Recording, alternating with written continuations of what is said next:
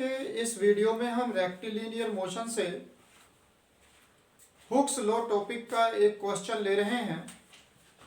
तो जैसा कि हमारा टॉपिक है रेक्टिलिनियर मोशन यानी मोशन इन स्ट्रेट लाइन, और उसमें जो टॉपिक है हुक्स लॉ का एक क्वेश्चन हम ले रहे हैं जो ये लिखा हुआ है, अ लाइट इलास्टिक स्ट्रिंग, यानी हमने बहुत ही हल्के लाइट इलास्टिक स्ट्रिंग हल्के धागे को लिया है, जिसमें इलास्टिक स्ट्रिंग का मतलब उसमें ये गुण है कि वो अपनी स्थिति में जो परिवर्तन होता है उसका विरोध करके अपनी पहली स्थिति में जाने की कोशिश करता है।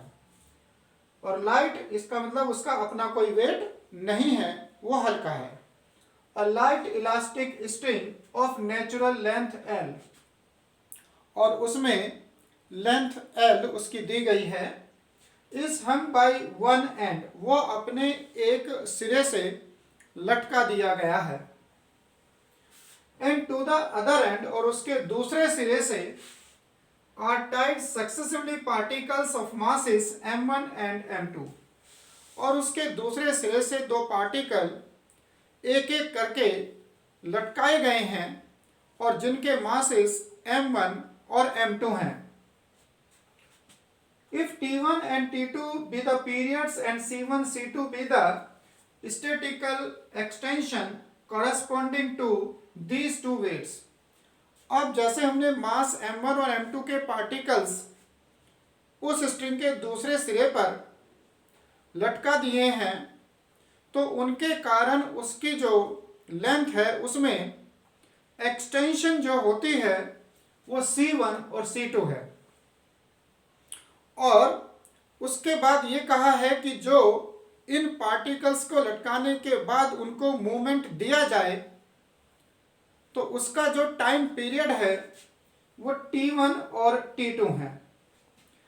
इट मीन्स m1 मास के लिए पीरियड T1 और एक्सटेंशन C1 है, और m2 मास के लिए पीरियड T2 और एक्सटेंशन C2 है। और तब आपको ये रिजल्ट प्रूव करना है, G bracket T1 square minus T2 square equal to 4 pi square bracket C1 minus C2। तो क्वेश्चन को प्रूव करने के लिए हम पहले एक मास m के लिए इक्वेशन बना लेते हैं, और उसके बाद मास m1 के लिए और m2 के लिए अलग अलग कंडीशन अप्लाई कर देंगे। तो पहले हम मास m के लिए क्वेश्चन को सॉल्व करेंगे। जो क्वेश्चन में गिवन है, a light elastic string of natural length L, वो यहां पर हमने OA को लिया है।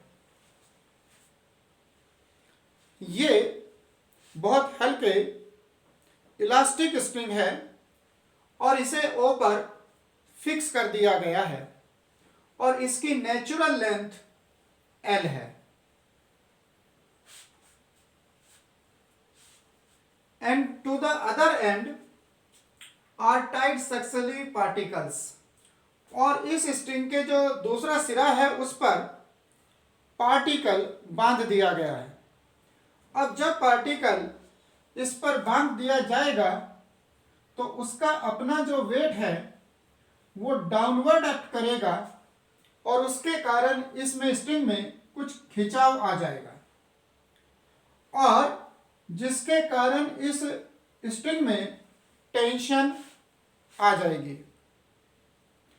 जैसे जैसे एक्सटेंशन बढ़ेगी इस स्ट्रिंग में टेंशन भी बढ़ेगी, और जब ऊपर की तरफ टेंशन उतनी हो जाएगी जितना कि वेट है उस पार्टिकल का जो बांधा गया है, तो फिर वो उससे नीचे नहीं आएगा, वो वहीं पर रुक जाएगा।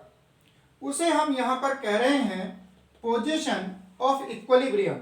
यहाँ पर पार्टिकल आकर रुक गया है, तो इस पोजीशन पर वेट mg डाउनवर्ड लगा है और टेंशन T अपवर्ड डायरेक्शन में है, और यहाँ पर वो दोनों इक्वल है, क्योंकि इस वेट mg के लटकाने के बाद वो इस पोजीशन में आकर रुक गया, ऐसा हमने माना है। तो अब इसका सॉल्यूशन जो हमारा जंक्शन है उसके साथ शुरू कर रहे हैं कि जो O पॉइंट है उसे हमने फिक्स किया है। Let O be the fix end of elastic string and a particle of mass m attached to the other end A। हम अपनी कैलकुलेशन उस पार्टिकल के लिए कर रहे हैं जिसका मास m लिया है। Let E be the extension due to the weight of the particle। अब जैसे ही इसकी नेचुरल लेंथ तो ये थी, जैसे ही पार्टिकल अटैच किया इसमें एक्सटेंशन E आ जाती है, तो हमने एक्सटेंशन को E सपोज किया है। इन इक्विलिब्रियम पोजीशन जहां पर वेट और स्ट्रिंग में टेंशन दोनों बराबर हो जाएं, तो in equilibrium position at point B tension in the string, इस स्ट्रिंग में ऊपर की तरफ tension equal to weight of the particle जो कि डाउनवर्ड है, तो वहां ये दोनों इक्वल हो जाएंगे, इक्विलिब्रियम पोजीशन होगी पॉइंट बी पर। अब ये तो उसका वेट है जो डाउनवर्ड एक्ट कर रहा है, और ये लैम्डा ई अपॉन एल है, ये हमने पता किया है हुक्स लॉ से। हुक्स लॉ के according tension in the string is directly proportional to the extension beyond its natural length. तो एक्सटेंशन हमने ई ली है, नेचुरल लेंथ यहां पर एल ली है, और ये नेगेटिव डायरेक्शन, क्योंकि जो टेंशन की डायरेक्शन है जिधर एक्सटेंशन है उसकी अपोजिट डायरेक्शन है, तो यहां पर T equal to minus lambda e upon l ये टेंशन होगी इस पॉइंट बी। तो जब पॉइंट बी पर है, पार्टिकल पॉइंट बी पर है, तब इस स्ट्रिंग की जो टेंशन है वो minus lambda e upon L है। अब इस पर जो फोर्स लगे हैं वो ये हो गए, एक तो टेंशन हो गया यानी minus lambda e upon l, और दूसरा mg हो गया, इनकी डायरेक्शन अपोजिट है क्योंकि ये अपवर्ड डायरेक्शन में था और mg डाउनवर्ड। ये टोटल रिजल्टेंट फोर्स 0 होगा, तभी पार्टिकल वहां पर बैलेंस होगा, रुकेगा।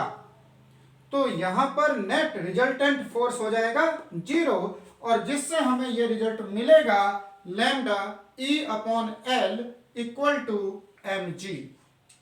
तो नेट रिजल्टेंट फोर्स 0 होगा इक्विलिब्रियम पोजीशन पर, और वहां पर हमें lambda e upon l equal to mg मिलेगा।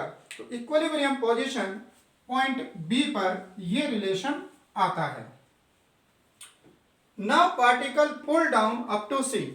अब हमने पार्टिकल बी पर जो बांधा था उसे नीचे लाए और सी तक खींच कर लाए और फिर उसे छोड़ दिया। जब हम सी पर ला करके उसे छोड़ देंगे तो फिर पार्टिकल मुक्त रूप से ऊपर जाने लगेगा। जब पार्टिकल ऊपर जाएगा इसलिए क्योंकि उस स्ट्रिंग में टेंशन है जो उसे वापस खींचकर ला रही है। तो जब पार्टिकल ऊपर जाता है तो हम कह रहे हैं किसी पॉइंट P पर t टाइम के बाद उसकी डिस्टेंस x है इक्विलिब्रियम पोजीशन से। तो हमने ये सपोज किया है let P be the position of particle after time t, यानी C से चलने के बाद टाइम t के बाद उसकी पोजीशन P है और वो x डिस्टेंस पर है from the position of equilibrium B। अब हम पता करते हैं कि इस पॉइंट P पर स्ट्रिंग में टेंशन कितनी होगी। तो हुक्स लॉ के अकॉर्डिंग हम कहेंगे which is proportional to extension beyond its natural length. तो वो lambda E plus x upon L होगी, क्योंकि अब एक्सटेंशन पहले तो E थी, अब नीचे x और है, तो total extension E plus x होगी। तो ये एक्सटेंशन E प्लस एक्स है और L नेचुरल लेंथ है।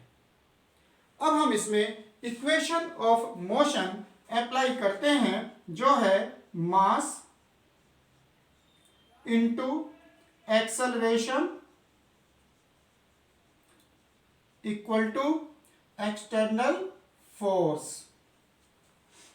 मास m, acceleration d square x upon dt square equal to force. अब यहां पर जो फोर्सेस इस पॉइंट P पर हैं, फिर से हम देखें कि एक तो टेंशन ऊपर की तरफ है और दूसरा mg डाउनवर्ड डायरेक्शन में है। तो जो mg डाउनवर्ड डायरेक्शन में है, उस डायरेक्शन में x हम इंक्रीजिंग डायरेक्शन देख रहे हैं, तो उसकी डायरेक्शन पॉजिटिव हो गई। और जो टेंशन है स्ट्रिंग में, उसकी डायरेक्शन x की डिक्रीजिंग डायरेक्शन है, जिधर x कम होता चला जाएगा ऊपर जाने पर, तो इसलिए उसे हम माइनस ले रहे हैं lambda e plus x upon l. This is equal to mg minus lambda e upon l minus lambda x upon l. और ये दोनों वैल्यू कैंसिल हो जाती हैं इस रिलेशन को यूज करने पर, इक्वेशन 1 को यूज करने पर। तो अब मिलता है d2x upon dt square equal to minus lambda upon l m x. और यहां पर हमने ये पाया कि जो एक्सेलरेशन है d square x upon dt square, ये डायरेक्टली प्रोपोर्शनल है माइनस एक्स के। इट मीन्स जो मोशन है वो सिंपल हार्मोनिक मोशन है। और सिंपल हार्मोनिक मोशन में टाइम पीरियड का फॉर्मूला है t equal to 2 pi upon under root mu. तो यहां पर जो म्यू की वैल्यू हमारे पास है वो है लैम्डा अपॉन एल एम।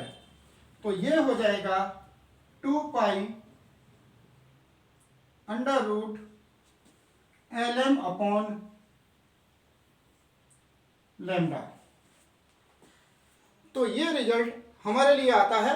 अब हम अगर लैम्डा की वैल्यू एक्सटेंशन की फॉर्म में रखना चाहते हैं, तो यहां से हमें एल एम अपॉन लैम्डा की एक वैल्यू मिल जाएगी।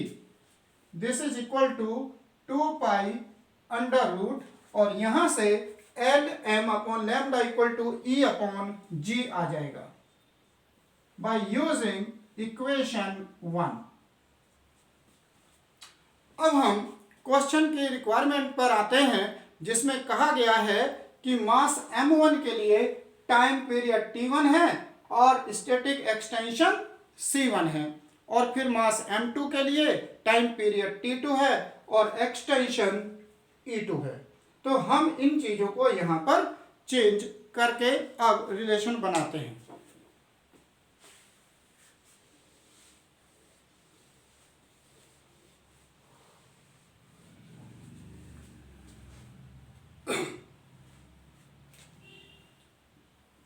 For particle of mass m1 मास के लिए टाइम t1 गिवन है और एक्सटेंशन c1 गिवन है। तो हमने t को t1 लिया है और e को c1। स्क्वायर करने पर 4 पाई स्क्वायर c1 अपॉन जी होगा, और ये जी t1 square equal to 4 pi square c1 होगा। Similarly for particle of mass m2, mass m2 के लिए जो रिलेशन होगा उसमें जी t2 square equal to 4 pi square c2 होगा। जैसा कि क्वेश्चन में कहा है कि m1 के लिए टाइम पीरियड t1 और स्टैटिक एक्सटेंशन c1 है, और सेकंड के लिए टाइम t2 और एक्सटेंशन c2 है। अब इन रिलेशन को हम सबट्रैक्ट करें। सब्ट्रैक्ट करने पर आता है GT1 square minus GT2 square equal to 4 pi square bracket C1 minus C2. This implies GT1 square minus T2 square equal to 4 pi square C1 minus C2. और ये वो रिजल्ट है जो कि रिक्वायर्ड था, जो आपको प्रूव करना है हुक्स लॉ के अकॉर्डिंग.